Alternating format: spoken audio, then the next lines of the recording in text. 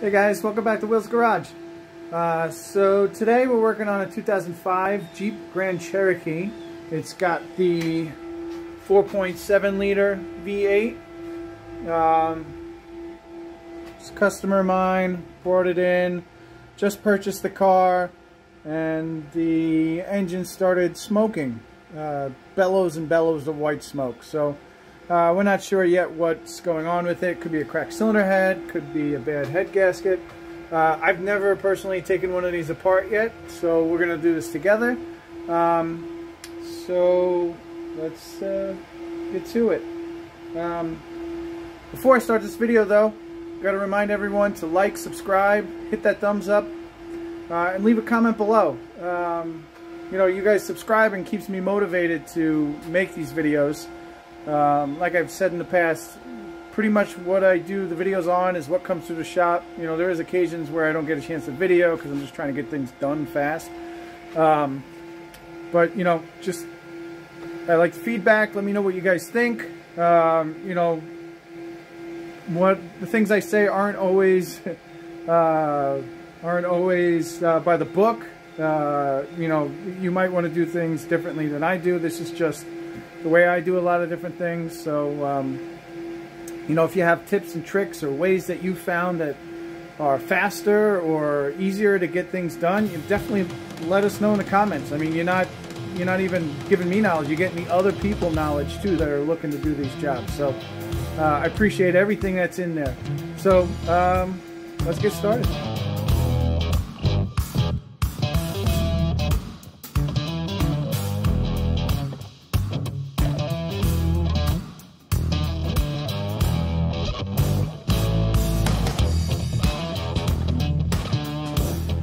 Okay, so like I said, we have a 2005 Jeep Grand Cherokee. This is 4.7 liter V8. I've never taken one of these apart, so I know from watching a couple of other YouTube videos briefly, this engine is an overhead cam engine, so there is a timing chain for both cams. I see there's some kind of trick where you can take the cylinder heads off without having to take the whole front timing cover off.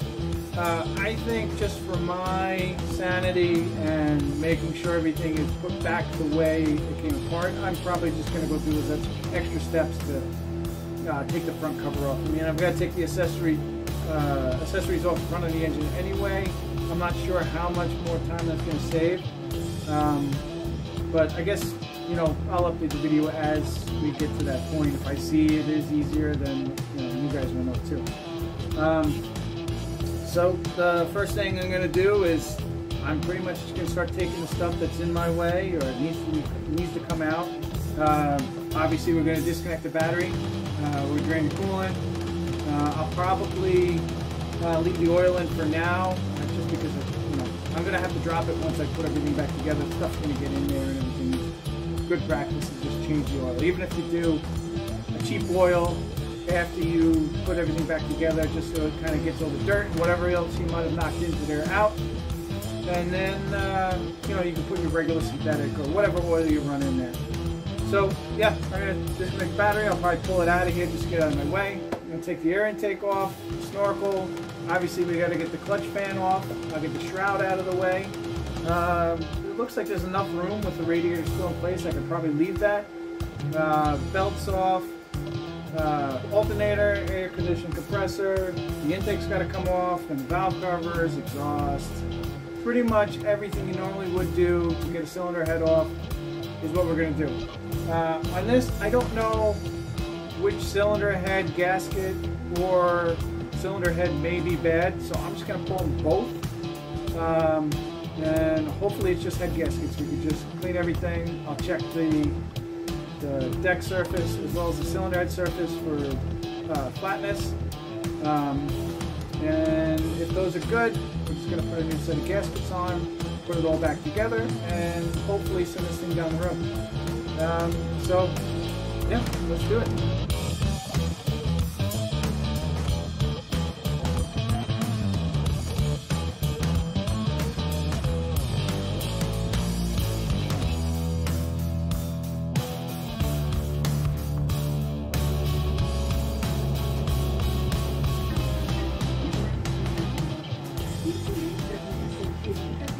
Okay guys, I've said this before, I don't have the clutch fan removal tool to take off these clutch fans.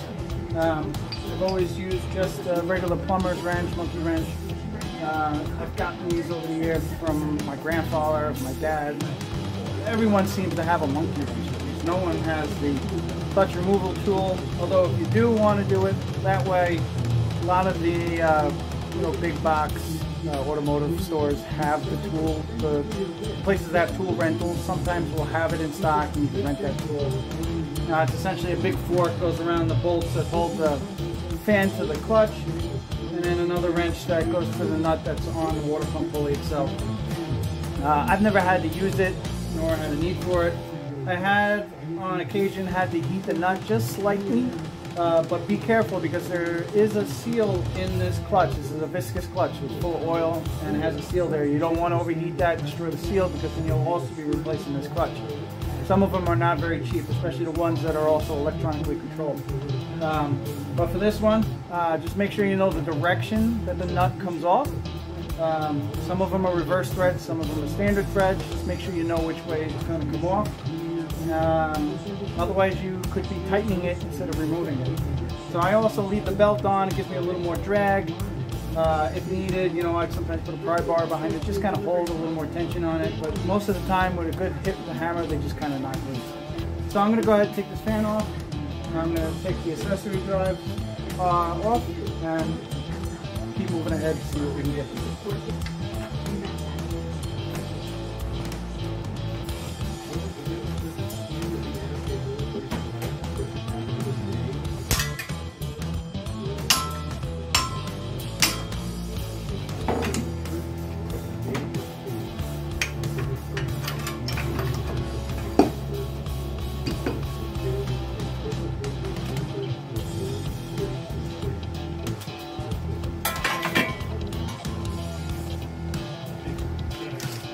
Fan off with a monkey wrench.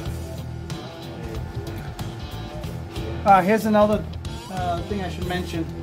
I don't remember where I learned it, where I heard it. Maybe it's an old wives' tale or something. When you take these fans off, make sure you lean them up somewhere so they lay this way. Fan blades facing up and down. You're not supposed to lay them down. I don't remember why, how, what, who told me that, but the way I figure it's on the engine like this its whole life, might as well just keep it that way. Again, I don't know. Maybe you guys can clarify in the comments whether that's true or not. I'm going to mount it this way, keep it stored this way though.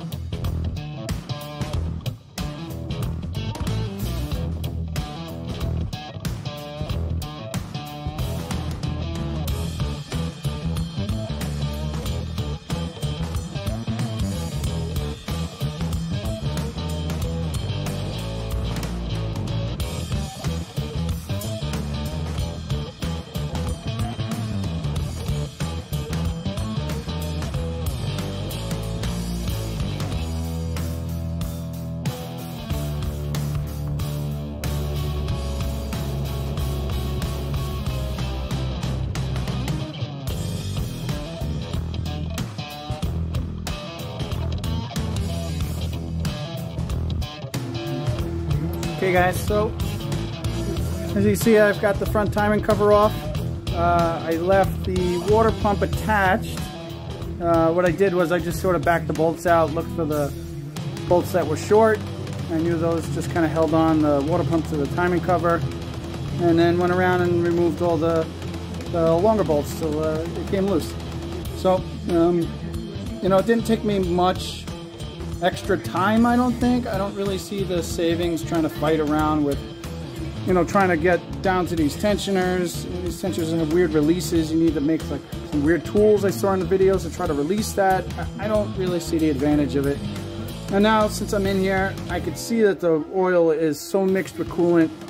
I'm going to recommend to the customer we just replace all the timing chains, all the guides, just to have everything fresh. I mean, we've gone this far, so at this point, might as well just spend the extra couple of dollars, replace it. It's not really any additional labor because I have to disconnect the chains anyway to get the cylinder heads up. So if you're at this point too, I recommend spending the extra couple of dollars. Buy yourself a timing kit. Make sure it's a decent timing kit because you don't want to have to do this again. And just replace everything. You know, when I get to that point, I'll go through the steps to show how to time this thing. And then, you know, I'll show you how to get everything back together, how to take everything apart.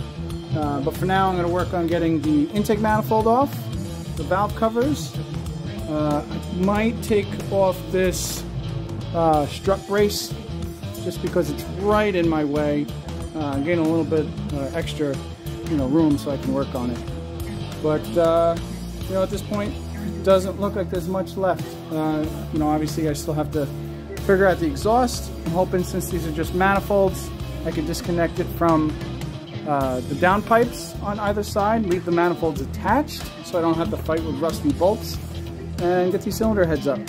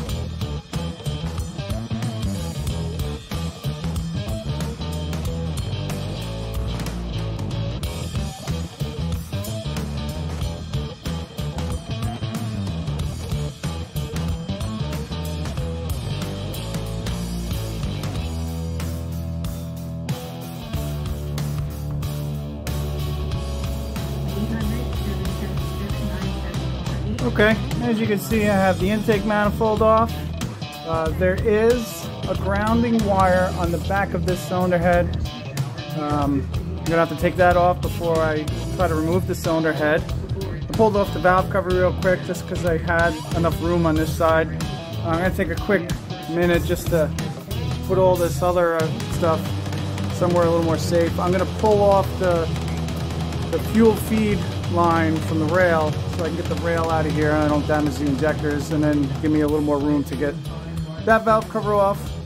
Then I'll probably try to get this thing in the air, disconnect the exhaust. I'm hoping I could disconnect it from the manifold where it goes to the downpipe, and then I'll start working on getting these heads off. So yeah, I'm gonna take a quick break here. I'm gonna put all this stuff away. In case you were wondering how to get the fuel feed line off the injector rail, you need a tool like this. They come in different styles. This one has 2 different sizes on it. You essentially put the line through it, close it, and this gets pushed into the connector. There's like a little spring clip in there on some, a regular spring in others. Helps if you push the 2 together while you're doing it. Get this wedged underneath, and then it should pop off. So Let me see if I could show you guys how that's done. Go around the line, push the two together, and usually it comes apart. There you have it. That's how you remove the feed line from the fuel injection rail. Okay guys, before I go any further, I have the exhaust disconnected from the manifolds on both cylinder heads. These were a little stubborn, so I just cut the bolts off. I'm going to replace the hardware on those afterwards. But I wanted to show how to set the timing on this before you remove the cylinder head, so I can remove the timing chain system. This is an interference engine, so you want to be very careful. You don't want the camshafts to, snap back, because they will be loaded when you take the chains off. So, once I get the main chain drive off and then start removing the sprockets on the camshafts, you want to have something where you can grab the camshaft and let it relax before you let it go. You don't want it to just snap back. You could damage the valve, damage the piston, and then you'll have an even more extensive repair than, say, if you were just doing the timing chain itself. Now I've got what I suspect is a failed cylinder head gasket or a cracked cylinder head. I'm not sure yet. So I am removing the cylinder heads, but I want to show you guys how to set this timing up first. So I'm going to grab my light here. And there is a timing mark on what traditionally would be the camshaft sprocket. This obviously is overhead cam, so our main sprocket here has a little dot. Let's see if I can shine it without overexposing here. See that little dot right here should be facing up. There is, I believe, another dot down here, but I know as long as the key is facing sort of in the 2 o'clock position, this thing should be at top dead center for number 1. Now, the camshafts themselves, you need to make sure that you're marked here for L, because this is the left side, is facing about the same 2 o'clock position up here, as well as the R in an equal and opposite on the right side, or right bank cylinder head. So you want to get these obviously as close as you can to top dead center. That way when you go to take apart this timing chain, you're not concerned about damaging any valves. So as you can see, I already have this thing set at top dead center. So I'm going to work on getting the tensioners retracted here so I can get all this timing components off, and then I'm going to start removing the cylinder heads.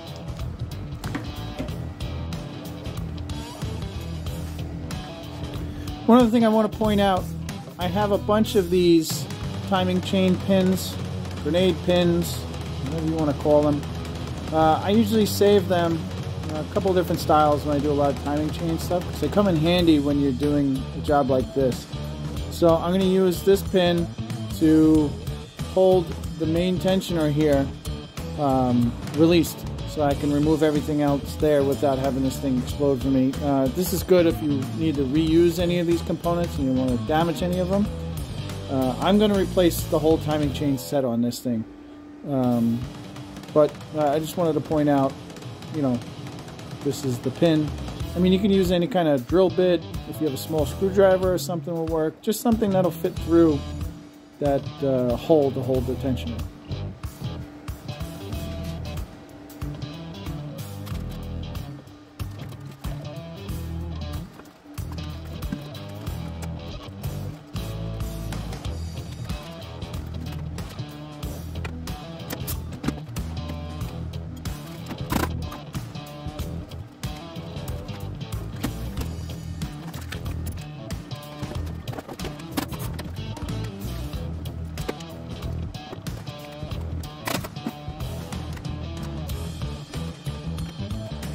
Here's a quick tip for you. I mentioned earlier in the video that I've never taken one of these apart, and generally when I do take something apart for the first time, I try to place the bolts back in whatever threads they come in. Obviously some might be really long like this and stick out and be in the way. You don't want to do that. You might want to mark it, bag it, tag it, something. But the ones that you can, say for instance the cam sprocket bolts, you could thread those in there. Like you may have seen me put in the tensioner bolt back in. I'll do the same for this side just so it's there. Now some of them are obvious bolts, but you just want to try to keep everything where it came out. It'll make things a little easier when it goes back together. Especially if you have something like I'm going to have, which might be apart for a few days. I have a pretty good photographic memory, but you know, if things are apart for too long, I'm going to sit there with a little confusion trying to find where these bolts are going to go. So that's my little tech tip for knowing where your bolts go.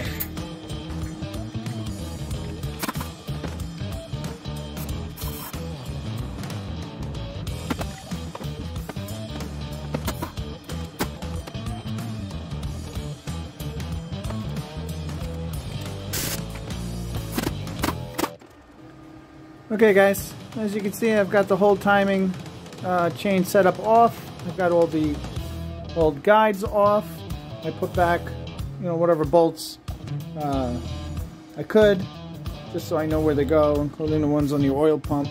You know, only two hold them on, plus the bolt that goes across to hold the other guide. So, you know, once you get everything apart, at this point, if you were just doing chains, you probably want to try to clean everything up in here a little bit, a little brake clean all the gasket surfaces out, make sure everything's clean before you go putting new parts on. Like I said before, I'm going a little further. I'm going to remove both of these cylinder heads so I can see where this thing's leaking coolant. So that's what I'm going to do now.